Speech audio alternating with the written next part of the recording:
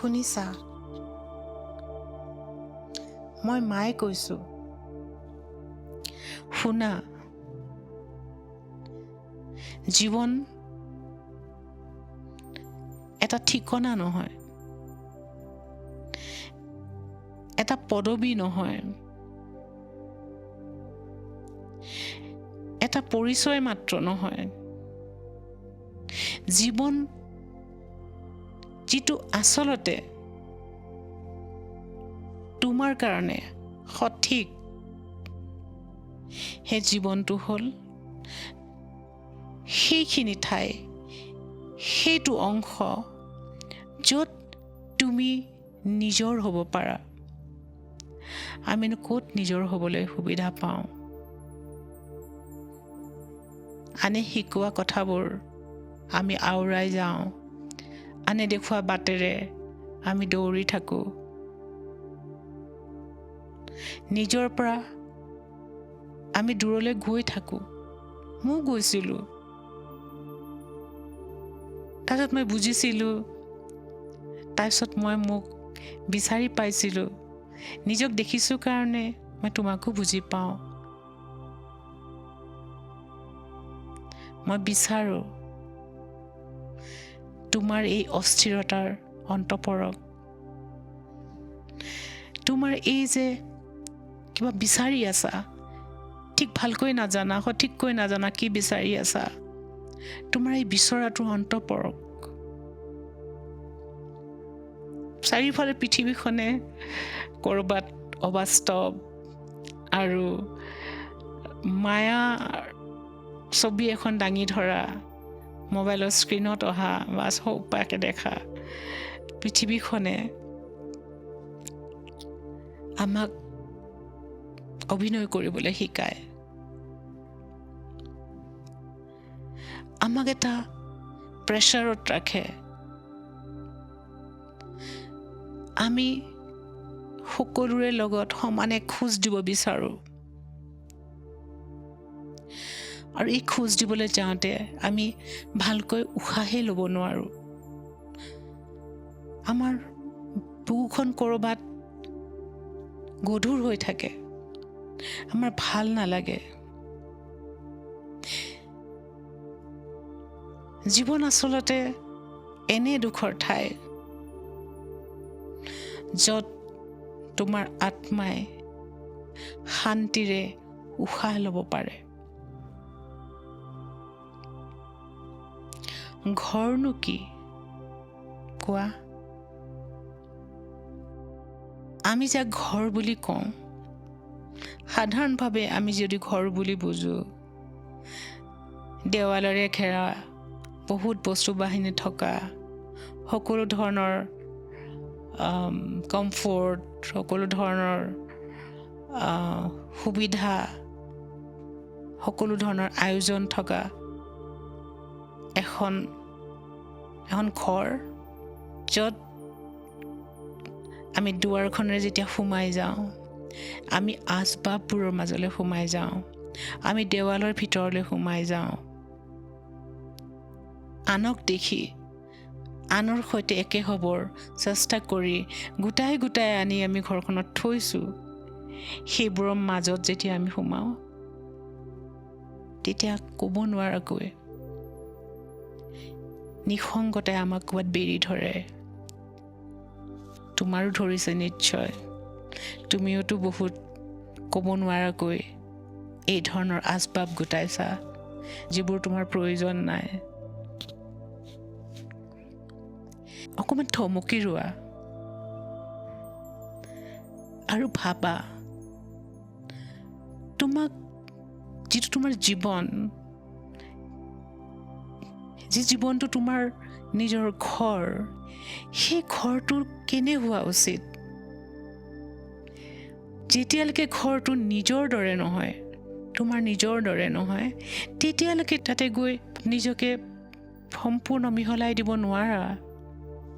এনে এখন ঘৰ লাহে লাহে গঢ়িবলৈ চেষ্টা কৰা,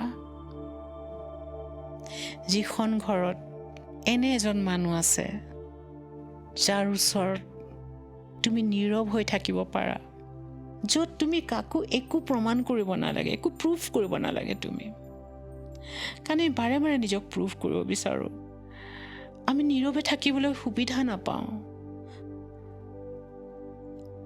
ঘৰ মানে এনেকুৱা এটা ছন্দ যিটো তোমাৰ নিজৰ হাৰ্টবিটৰ লগত মিলে। তোমাৰ হৃদয়ৰ যিটো স্পন্দন তাৰ সৈতে একে ছন্দত যি ঘৰ ছন্দিত হয় সেয়াই তোমাৰ নিজৰ ঘৰ। সমাজে তোমাৰ ওপৰত জাপি দিয়া, চাৰিওফালৰ মানুহে তোমাৰ ওপৰত জাপি দিয়া, আৰু তুমি সেইমতে গঢ়ি লোৱা ঘৰখনৰ ভিতৰত সেই হৃদয় স্পন্দন, সেই ছন্দ তুমি ক'ত পাবা? মই কওঁ এইবোৰ হয়, সকলোৰে জীৱনত তেনে মুহূৰ্ত আহে। মানুহে সময়ৰ লগে লগে শিকে, সময়ৰ লগে লগে মানুহৰ প্ৰজ্ঞা বাঢ়ে, সময়ৰ লগে লগে মানুহে নিজৰ ভুলবোৰ ধৰিব পাৰে। বিভিন্ন ধৰণে সংঘাত, বিভিন্ন উত্থান পতনৰ মাজেৰে গৈ থাকোঁতে মানুহে লাহে লাহে বুজিবলৈ আৰম্ভ কৰে। তুমিও এতিয়া মই তোমাক কৈছোঁ কি তুমি নিজেও ভালকৈ ভাবি চালে তুমিও বুজিবা যে জীৱন এনে এটা ঘৰ যে সকলো সময়তে জকমকীয়া হৈ থাকিব লাগিব বুলি কোনো কথা নাই।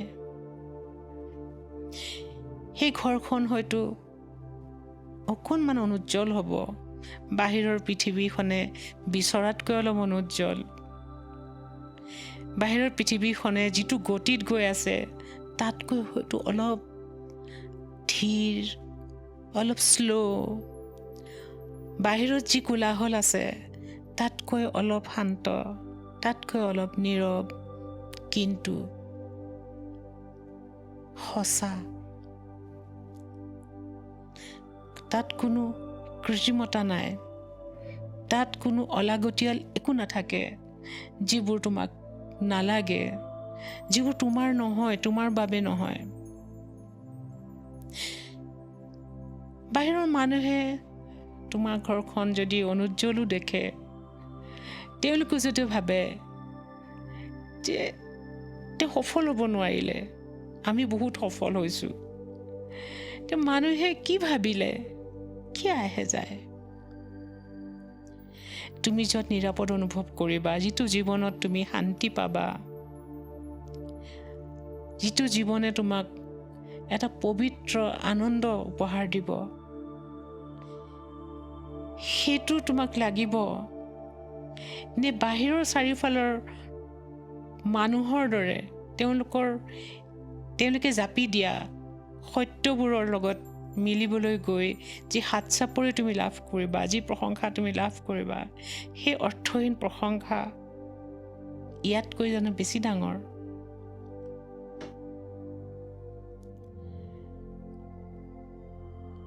আমি ভুল কৰোঁ কাৰণ আমি বুজি নাপাওঁ। আমি আনৰ বাবে জীৱন গঢ়োঁ। এইটো এক ধৰণৰ এটা বন্দিত্ব, এইটো এটা বেহু য'ত সোমাই গ'লে ওলাই অহা খুব টান। মানুহে আমাক কয় বা সমাজে আমাক শিকাইছে যে তুমি উচ্চ ডিগ্ৰীধাৰী হ'ব লাগিব, তুমি ডিগ্ৰী অৰ্জন কৰিছা, কাৰণ তোমাক কৈছে, সমাজে তোমাক বুজাইছে যে ডিগ্ৰী লোৱাটো জৰুৰী। আমি সম্পৰ্ক বিচাৰোঁ, হয়তো বাহিৰৰ পৰা দেখিলে লাগে সকলো ঠিকে আছে,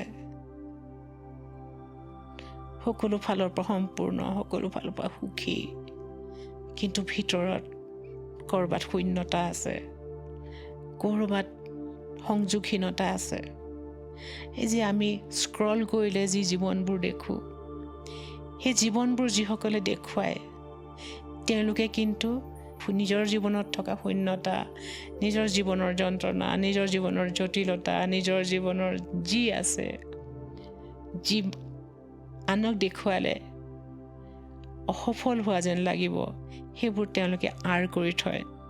আমি নেদেখোঁ কাৰণে, যিখিনি উজ্জ্বল মাত্ৰ সেইখিনি দেখোঁ কাৰণে আমাৰ লাগে, আমাৰ মনলৈ ভাৱ আহে বা আমি বিশ্বাস কৰিবলৈ লওঁ যে তেওঁলোকৰ জীৱনটো এইখিনিয়ে, তাত কোনো এন্ধাৰ অংশ নাই, তাত একো শূন্যতা নাই, তাত কোনো কষ্ট নাই। আৰু আমি কি কৰোঁ, বিভিন্ন ধৰণে যেতিয়া আমি দেখোঁ যে আমি দেখি থকা পৃথিৱীখনৰ দৰে আমি হ'ব পৰা নাই, সেই প্ৰতিযোগিতাত আমি তিষ্ঠি থাকিব পৰা নাই, তেতিয়া আমাৰ ভিতৰত যি শূন্যতাৰ সৃষ্টি হয় সেইখিনি আমি ভৰাই তুলিব বিচাৰোঁ, ইটো কৰোঁ সিটো কৰোঁ। আমি নীৰৱ হ'ব নোৱাৰা হৈ যাওঁ, কাৰণ নীৰৱতাই আমাক অস্থিৰ কৰি তোলে। হঠাৎ মনলৈ ভাৱ আহে, ইমান ভাগৰ লাগে কিয়? মই যেতিয়া তোমালোকৰ বয়সৰ আছিলোঁ বা তোমালোকতকৈও অকণমান সৰু, মোৰ খুব ভাগৰ লাগিছিল, মোৰ জ্বৰ লাগি থাকিছিল, গাটো বেয়া লাগি থাকিছিল। মই ভাবিছিলোঁ মইতো এতিয়াও তাৰুণ্যৰ স্তৰ পাৰেই হোৱা নাই, মোৰ ইউথ এতিয়াও আছে, কিন্তু মোৰ কিয় ইমান ক্লান্ত লাগে, মোৰ কিয় ভাগৰ লাগে, কিয় মোৰ ইমান অকলশৰীয়া লাগে, কিয় নিজকে বহুত দূৰৈৰ কোনোবা যেন লাগে। কিন্তু মই তোমাক কওঁ, মই তাৰ পৰা ওলাইছিলোঁ, মই বিচাৰি চাইছিলোঁ, বিশ্লেষণ কৰিছিলোঁ, মোৰ ক্লান্তিৰ কাৰণবোৰ মই বিচাৰি উলিয়াইছিলোঁ, মোৰ নিসংগতাৰ কাৰণবোৰ মই বিচাৰি উলিয়াইছিলোঁ, কিয় মই নিজৰ পৰা নিজক দূৰত থকা যেন লাগে তাৰ কাৰণবোৰ বাছি উলিয়াইছিলোঁ। তুমিও পাৰিবা, কাৰণ মই জানো, মই মা হয় নহয়, মই জানো তোমাৰ মনত এতিয়া এইখিনি ভাৱে আছে, কাৰণ তুমি অনুভৱ কৰিবলৈ আৰম্ভ কৰিছা যে তুমি যিটো সফল বুলি ভাবিছিলা, যিখিনি তুমি গঢ়িছিলা, তাত কিবা এটা নাই।